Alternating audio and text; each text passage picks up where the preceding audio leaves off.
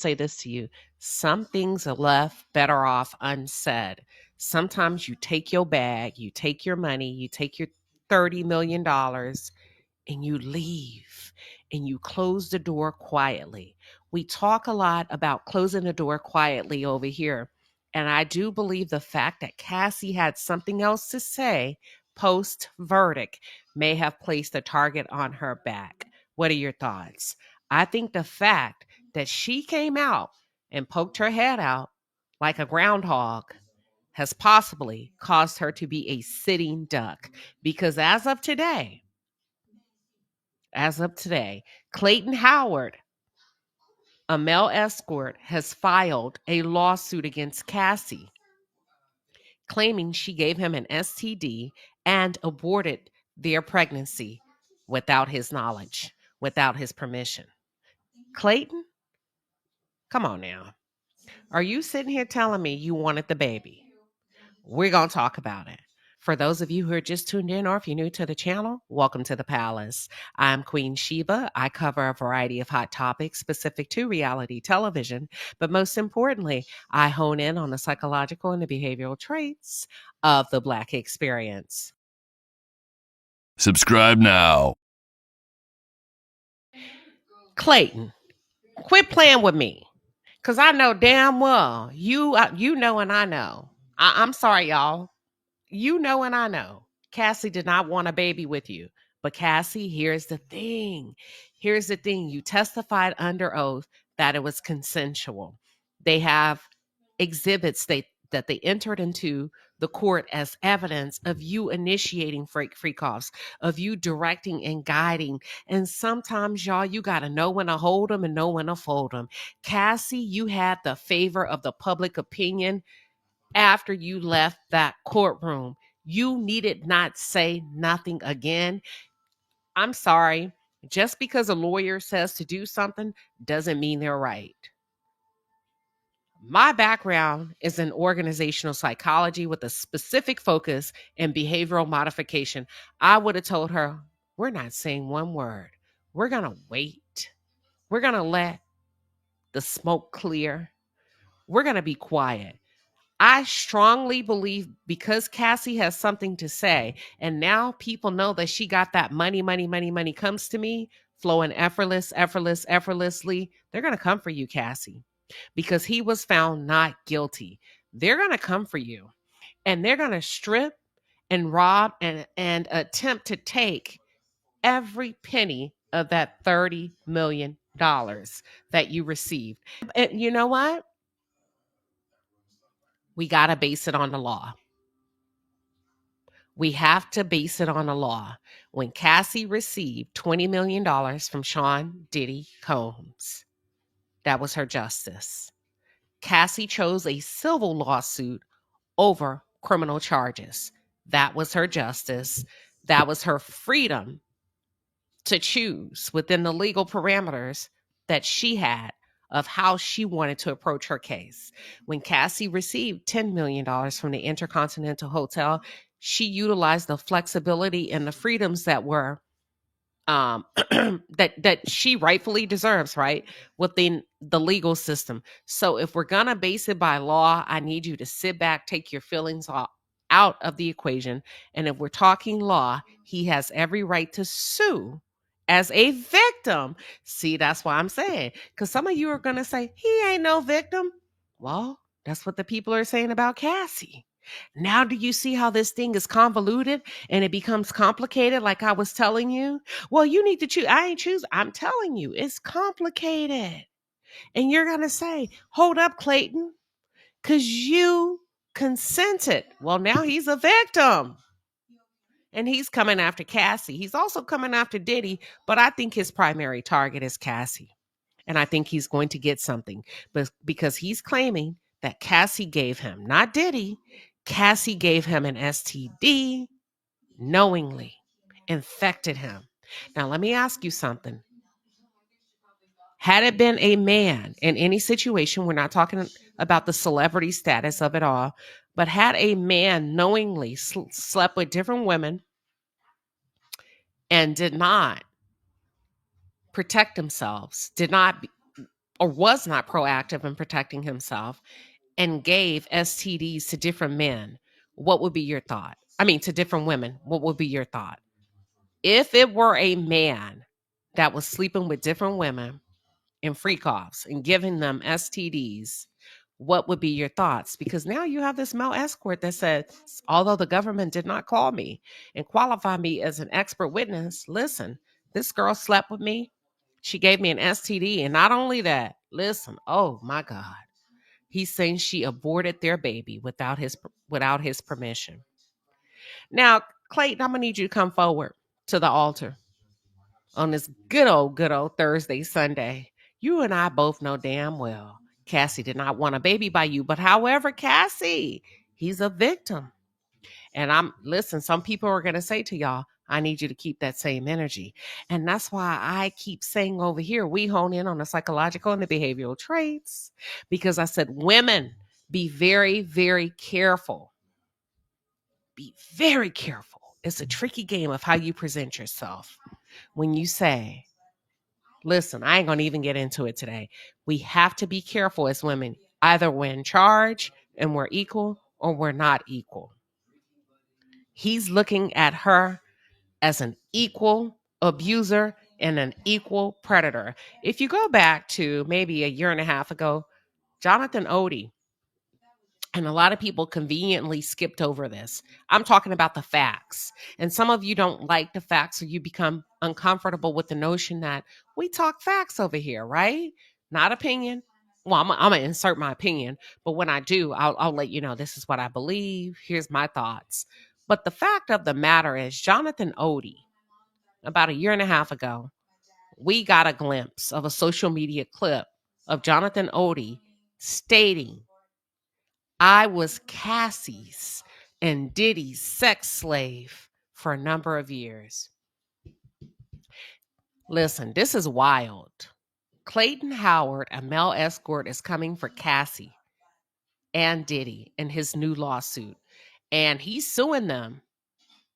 Well, he's actually claiming that he contracted an STD from Cassie. Now, either that's true or that's false, because they're going to dig up his medical records, right?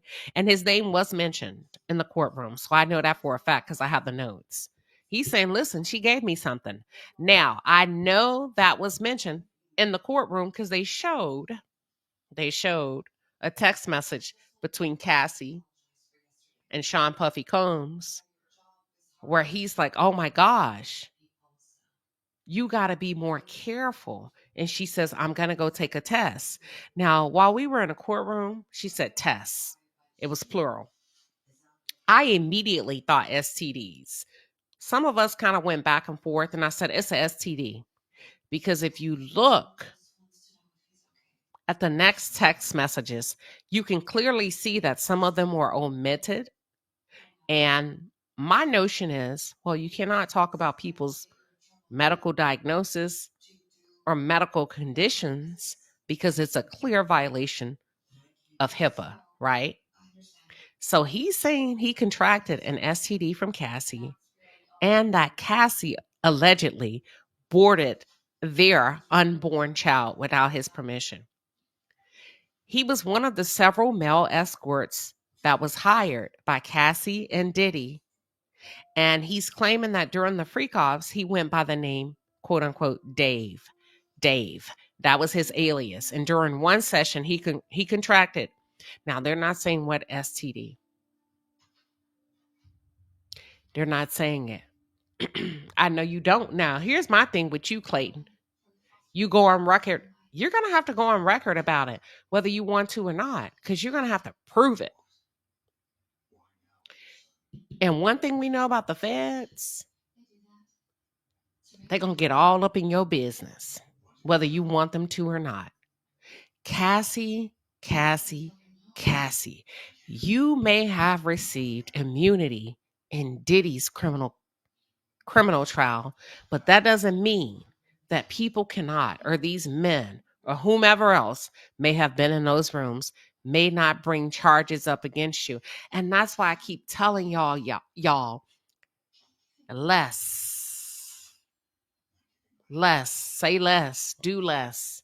And not because I don't know, not because you're weak or anything like that. Say less. Less is more. And when Cassie kept pounding and pounding and pounding, it's the easiest way from a psychological perspective to make an enemy, to put a target on your back. You should have sat it out. You should have leaned on your feminine woes. You should have left, had your baby in peace, and left those losers in the background. But you didn't. You came back. And because you came back, people feel like, you know what? Let me go after her. And I think this just may be the beginning of mayhem for Cassie.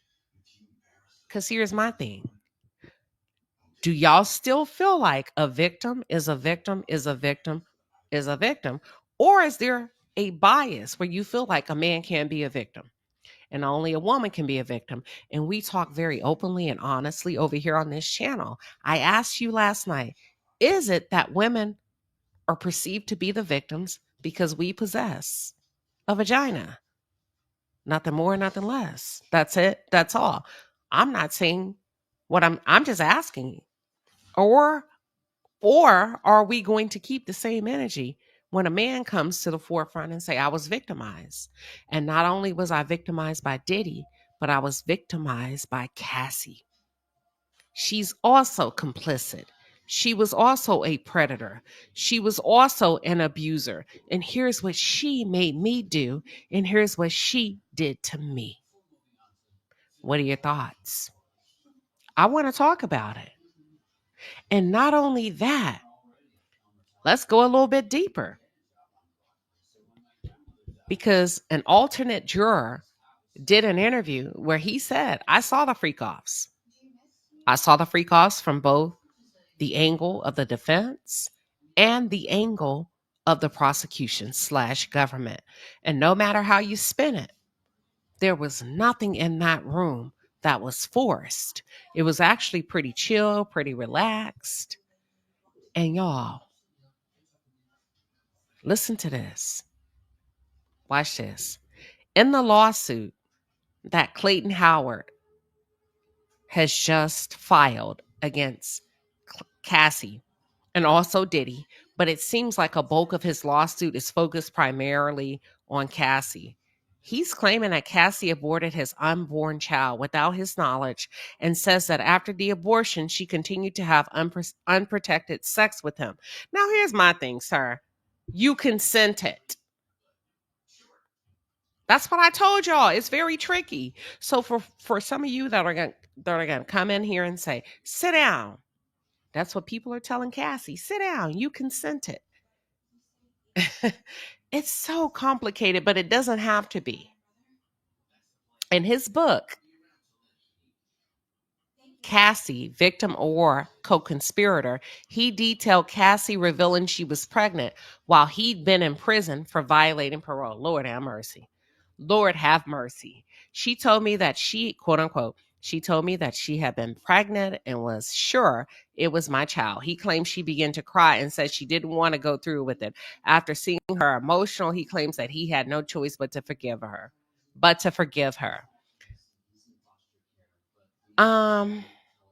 a lot. It's a lot. Because if we're going by the law, Diddy has been vindicated of the allegations and charges of sex trafficking. Cassie, this moves you to the forefront. And I want to talk about something before I play the interview from the juror. Nobody knows what really happened in those rooms except the parties that were in the rooms. Let me say that again. No one knows what happened in those rooms except the parties that were in those rooms. That's the first thing. The second thing is no one knows the intent of the parties in the room except each separate individual. Only Cassie knows if she was a victim. Only Clayton knows if he was truly a victim. Only Diddy knows if he crossed the line and victimized Cassie and or Jane Doe. Only Jane Doe knows if she's playing the system and trying to come up. Only Cassie knows if she's playing the system and trying to come up, and her real intent for choosing civil over criminal. And only Clayton knows the real reason he's filing a criminal lawsuit opposed to, I don't know, seeking criminal justice. But based on a newly released interview with the alternate juror, I don't think the jurors' true thoughts are going to be in the favor of Cassie and this civil suit that this escort has just dropped, okay? That's the first thing. Second thing, as a reminder to all of you that are tuned in, subscribers, content creators, journalists, bloggers, media outlets, let's not pick on the jurors. Let's not villainize them. Let's not throw them shade. These people are innocent, living their good old lives before they were summoned and answered the call of duty to come in and do the right thing. My call of action to major news outlets, if you're going to call them to the carpet, then treat them right and show them the utmost respect. Don't give them shade. Don't give them sarcasm because they say or do not say what you think they should say. They are jurors. They didn't ask to be a part of this. They were selected, they were chosen, and they did their due diligence as citizens of the United States of America. That's it. That's all.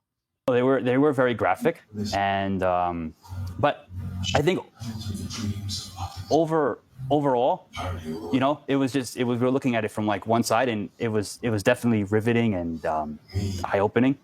What did you see on the videos? The press wasn't able to see it in real time. Yeah.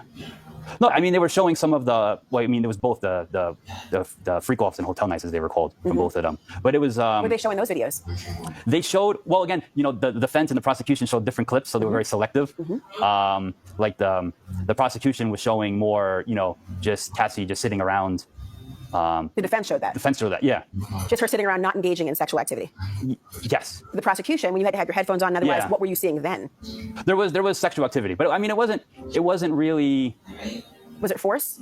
No, it didn't seem forced. It was actually like pretty tame. Really? Yeah. It was just a lot of rubbing oil and stuff on there. It wasn't anything too graphic. Let me ask you. This jury that deliberated did not find sex trafficking when it came to Cassie Ventura. They also didn't find it when it came to Jane. And I want to ask you about Jane in a moment. But did it surprise you when it came to Cassie Ventura that they did not convict on sex trafficking? No, I think it was a difficult thing to prove. And I think there was always some doubt, whether, because, I think what the judge says, it has to be forced. And I think the defense did show some messages where it didn't seem that it was forced. Oh, her text messages. She talked about it. Yeah. That was really important to you to consider. I think that was one aspect. Yes. Did that make you feel that it was consensual? It did seem like it. Yeah. Talk to me about Jane. Even in the videos and everything. Everything seemed very consensual. Really? Yeah. How about with Jane? Obviously, she testified for several days, very emotional at times. It was. Yeah. What did you think of her credibility? Did you believe her? It was very again, riveting, long testimony, and I did believe her, at least on some parts. Some parts were a little bit didn't add up as much. It seemed a little strange. What part seemed strange to you? One part for me that seemed a little strange was the night, I think, when Jane was in, when they had the fight. Yeah. It just, the timing seemed a little like you going from like one closet to another closet to it just, something didn't add up there. How about the impact when you heard that her rent was being paid or her lawyer is being paid by the defendant? Did that surprise you? That was surprising, yeah, and it was still being paid. What did you think when you heard that? Wow, it was surprising. I want to ask you as well about, obviously I'm talking about Diddy as if I know him. Like, we know his name because he's, this very famous person. Did the fact that he was so famous, did that impact you in any way? Did you know him? No, I did not know him. Do you know his music at all? No, I don't. I didn't really listen to his music. So seeing him was just a stranger? Pretty much. I know of him, and I know, but I don't really follow his music or the rap industry in general. So that might have been why. I think a lot of the jurors, I think if you look at their backgrounds, I don't think they were, they didn't follow this or that. That's probably why they were chosen. I was never expected to be chosen, to be honest. honest. Yeah? Well, I wasn't even looking for this at all. Who would be, Yeah, right? exactly. But let me ask you, the other jurors, when you would talk to them, I know you weren't allowed to deliberate at all in this, but when Yeah. you talked to them, were they familiar with who he was? Did his celebrity status seem to impact them at all? No, I don't think so. No, I think everyone was really waiting for the interpretation of the law. And Is that because you were confused about the case or because you just wanted to know your marching orders? I think we wanted to know our marching orders and how we need to look at everything. You know, I think we were really, I think, at least for me, we want to be, and we are asked to be as impartial as possible. So we needed to know, you hear both sides of, one side, the other side. And it's very important to know what we're actually supposed to be, ruling at and how we're supposed to be looking at it from the judge. There was a juror who was excused close to the end of the trial. What did you know about that and why? We weren't told, what happened. I mean, I think someone had mentioned that it was, I think he lied about where he was from or something like that. But really, we were kind of kept in isolation from the whole day. Not really told much. Told to not follow any news or turn off everything. Don't talk to anyone. Don't talk among yourselves about the case, which we followed. We really followed the judge's instructions. At least I did too. So when that person, when that person was no longer in the chair after seeing them there for 7 weeks on end, or how many weeks it was in at that point, did you think it was odd? Did you have concerns? No. I mean, that's why they call 18 people, because then they knew it was a long case, and there's probably going to be someone's going to get sick or someone's going to drop out. So that's why. So would you have wanted to hear Diddy testify? Would it have made a difference to you? I don't think so. No, I don't think so. It wouldn't have made a difference because it would have added to your understanding, or because you'd heard enough? I think we heard enough.